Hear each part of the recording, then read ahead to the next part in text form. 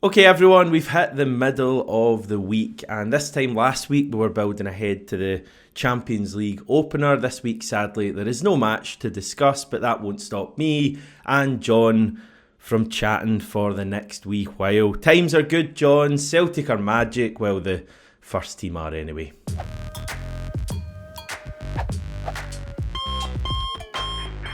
Yeah, I mean it doesn't get really much better than the start of this season, I don't think, just in the way that the games have panned out.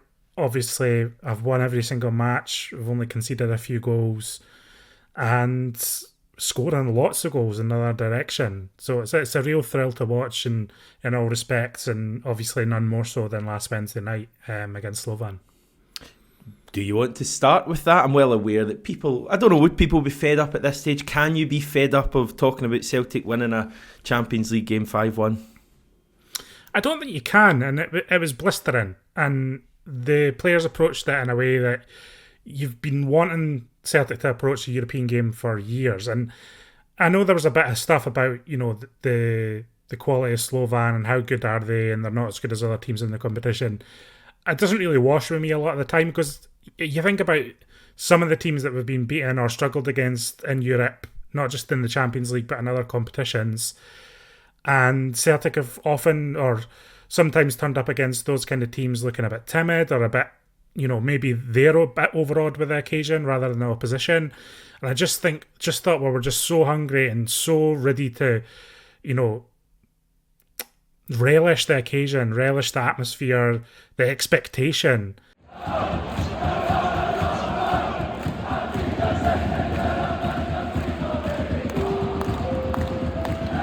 There was a lot of expectation on the match. There was a fair bit of pressure on the players' shoulders as well, and I just think they kind of harnessed that. They didn't wilt away from it. They just went into the match with a swagger of, we're favourites in this Champions League game. We're going to win this Champions League game.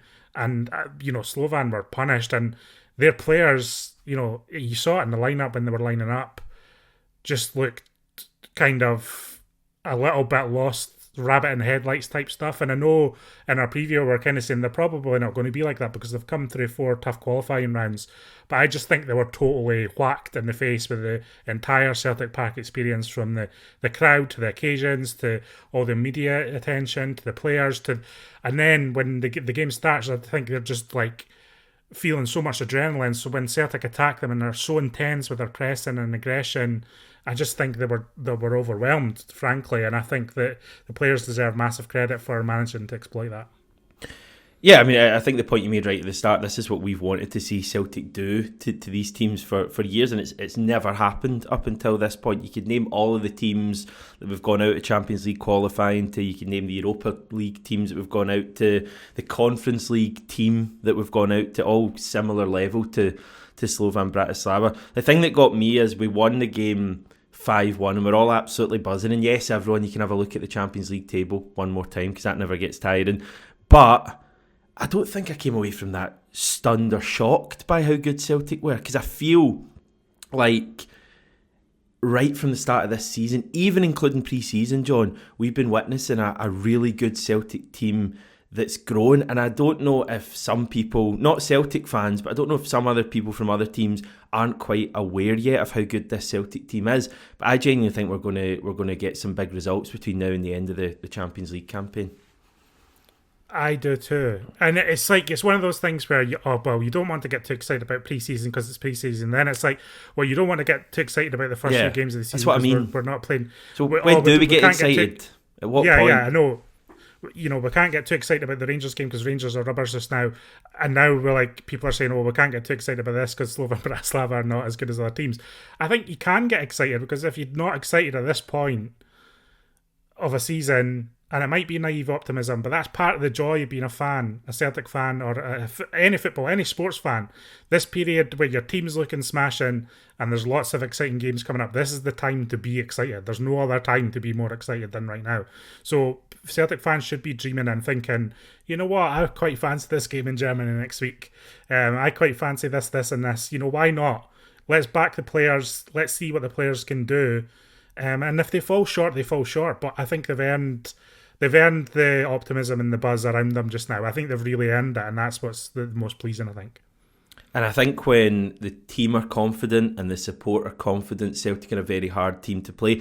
Even in Europe, you look at, this is just probably a relatively small sample size, but a couple of my favourite European campaigns from the past decade or so, the Europa League campaign under Neil Lennon when we topped the group, got off to a really good start, won a big game, I think against Cluj at the start, kind of similar to Slovan Bratislava, although not quite as comprehensive. The confidence just went from that point, Lazio, etc. And that Champions League campaign under Lennon as well, when we finally got that away win against Spartak Moscow, and it just felt as if, like, it was that snowball, and it just felt as if the snowball was just gathering snow, I guess, as we went forward, and confidence and all of that kind of stuff. This might be different. I think there's a fair chance we could lose our next two games because we're playing against good sides, but I would say there's an equal chance that we pick something up in one of the games, because I think both of these teams were playing. Like Atalanta lost overnight against Como at home, and Dortmund get battered last week. Whether that means anything when we come to play them, we'll wait and see, but I just think this is a good Celtic team, and I can't wait for these games. I think it's just another thing where you're just looking for the next test. Like, well, we're all excited about going into the Slovan Bratislava games because we weren't really sure what was going to happen, and we wanted to see the players test themselves. And again, this Dortmund game, we don't really know what's going to happen, and I love that uncertainty. And I think for some Celtic fans, that uncertainty doesn't come along too often, because some of the, and even in seasons past, some of the fixtures have been so predictable, whether it's domestic or in Europe. For example, if we're playing Real Madrid or we're going away to Atletico Madrid, like, we're never really expecting anything from that. But there's a genuine uncertainty about this team, about what they can do, and I think that is genuinely a really good place to be, because you want to have hope in your team. That's what you're always wanting as a football fan. You just want to have that bit of hope, and I think they've brought that bit of hope. And I think Brendan Rodgers has just done. I mean, did you see the Joe Hart match of the day stuff? Yeah, fabulous. Great analysis, by the way. Like, we don't get that up here. It was brilliant. Yeah, not even just talking about the game, but it was just very interesting when he was talking about the transition from Ange last season, where Rodgers came in and he was kind of not doing he wasn't really putting his own stamp on things, and Joe Hart said he was like, is he going to do this? And he did. And then it's been magic ever since he started doing that. So Brendan Rodgers has got his grip on this team now, and they're playing the way Rodgers wants them to. I said this last week, another week, but you want your team to be playing in the way that the manager says in press conferences and the media, and you can see what he says on the pitch, and that's just perfect. Because it was mostly when managers come into a new job, they're coming in and they're having to put their own imprint on things right away and change things because things haven't gone well previously. But Rodgers was coming into a fabulous Celtic team, that just won the treble, nearly hit 100 points, had all these star players, and fair enough, he lost a few of them, but I guess that was a challenge. In fact, I remember him saying that at the time, didn't he? I've never come into a club where things have been going well, so it's interesting that he kind of took his time and obviously had all of these challenges last season, but the difference between last season and this season is amazing. Yeah. No, and I'm even excited about going away to St Johnstone on Saturday. Wow. I just want to see the team back on the pitch again. I want to see them play again. I really enjoyed that Falkirk game. I know that it was ropey for a while, but I just really enjoyed the game. Falkirk coming and just giving us a real good game, and Celtic hitting back and then showing their quality in the end and bringing people off the bench, and that's what we should be doing. I just really enjoyed that game, and I'm pretty excited about this. It's a kind of half evening kickoff. It'll be getting darker around that time. I think it's 5:45 or something UK time. So I'm just excited to see Celtic back on the pitch again. Yeah, I'm buzzing.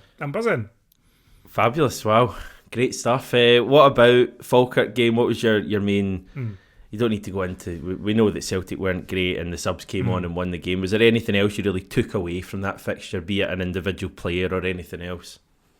Well, Nicholas Kuhn, isn't it? I mean, he's just so good just now. He's just... Are you up there with me now? Are you on the hype? Yeah, I'm right. I mean, I was always, obviously, impressed by what he's offering, but I'm right there on, like, he's a main man now. Like, he's one of the first players on the sheet, and you just hope he can sustain it.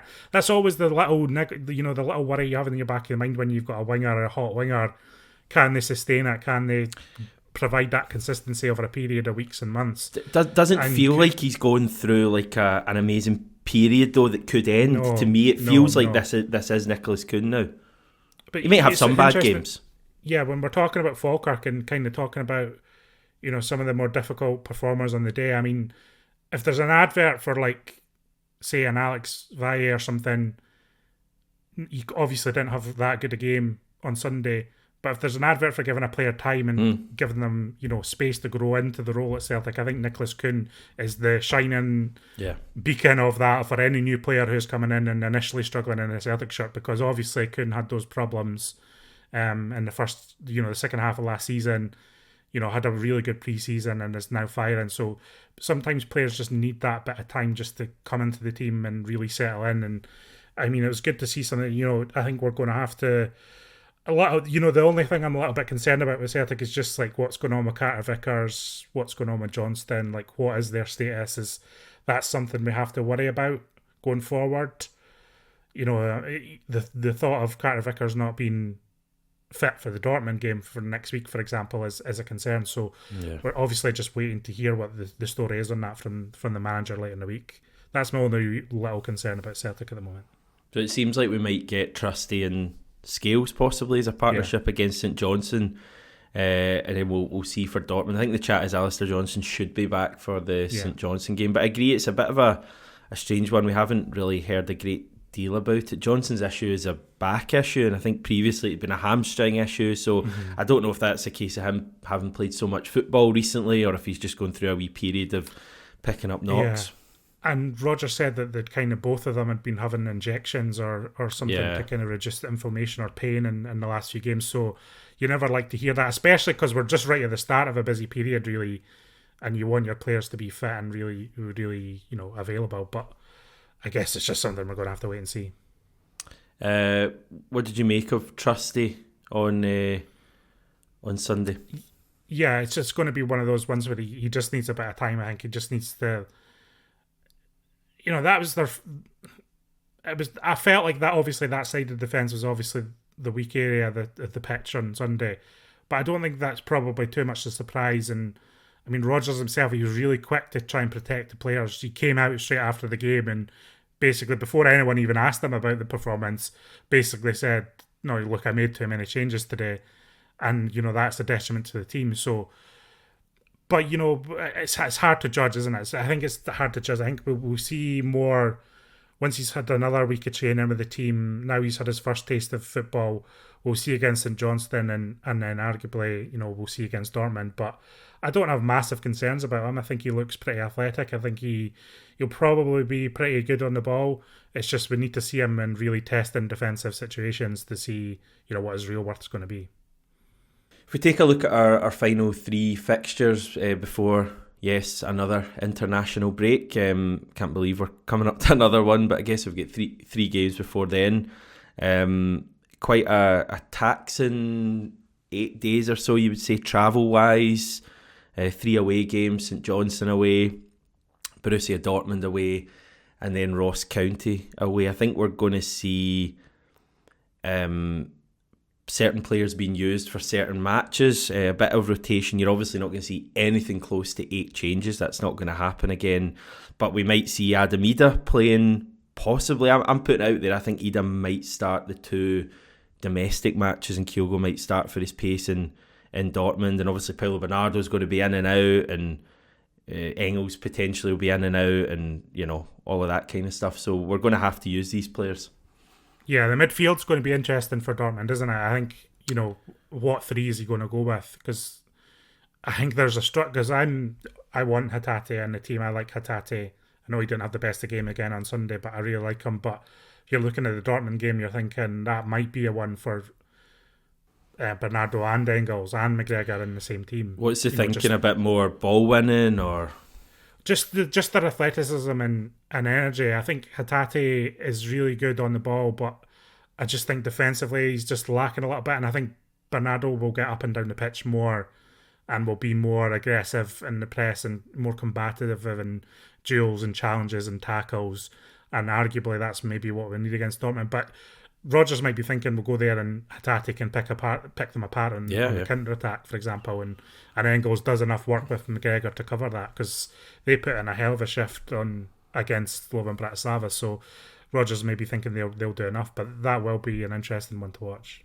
The pace against Dortmund's going to be fascinating. The thought of Kuhn, Kyogo and Dyson, going up against their backline that is clearly going to leave space. I just have that big pitch at Signal Iduna Park. I just have visions of us being given plenty of space, and we're lightning when we get the ball and we have a chance to counter.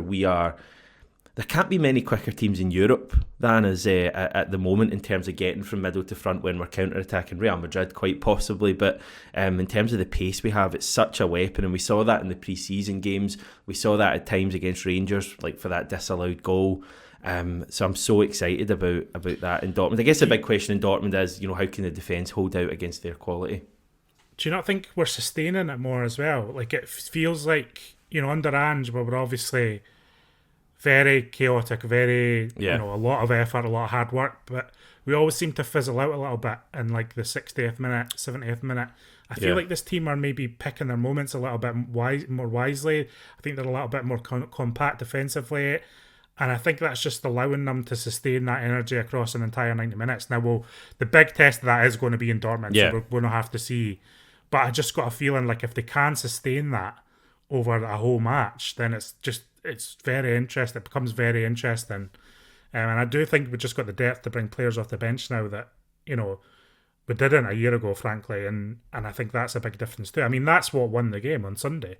I know it's Falkirk, but Falkirk are better than most of the Scottish sides we've played this season, or all of them. Yeah. But, the players coming off the bench on Sunday was the game changer, and that's great to see. And you just hope, I just feel like we're maybe more of a 90-minute side now than we were last year and even the year before.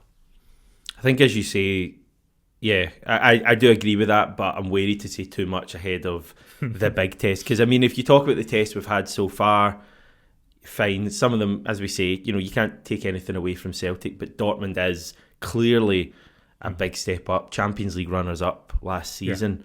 So that's going to be a huge one for the team, but I just think they're going to fancy it. I just have a weird feeling. There's a fair chance we lose the game, but I just have a feeling, certainly at the very least, it's going to be a proper contest, and we're going to kind of take the game to Dortmund at times as well. It's going to be fascinating. So what you're saying is we're not going to win 5-1, but we might win 4-1. That's what's happening. There's a reason I'm showing the league table at this point, because we might not be second after this match. But as I say, like as we said last week ahead of the game, we've won the opening game, and we can go into these next two games, and of course there's still a lot on the line, and I'm never going to use the phrase free hit or anything like that. But imagine we hadn't won that opening game, we'd feel we needed to pick something up in one of these two. Whereas the fact we've won that, banked those 3 points, we can go into these two games and just really find out a lot about ourselves against two really elite sides. Have you spoken about the Opta probabilities that they had for how many points you need to qualify? Covered that. So 10 points you're looking at. Yeah, 10 points almost guarantees it's 99%. 9 points is 69%. I think 8 points is only 27%. Yeah. So 18, that's just, there's such fine margins around that area. And any little point, like even if you can nick a point in Dortmund, that could be the difference. It's going to be very tight around that area. I think we'll end up with 8, 9, 10 points, and whichever one of those ones will determine whether we're top 24 or not. But it's just so huge. Like, going from a 27% chance at 8 points to a 99% chance at 10 points is ridiculous. So just stealing points anywhere we can will be fantastic. Yeah, it's going to be fascinating. As we say, before then, we've got St Johnstone.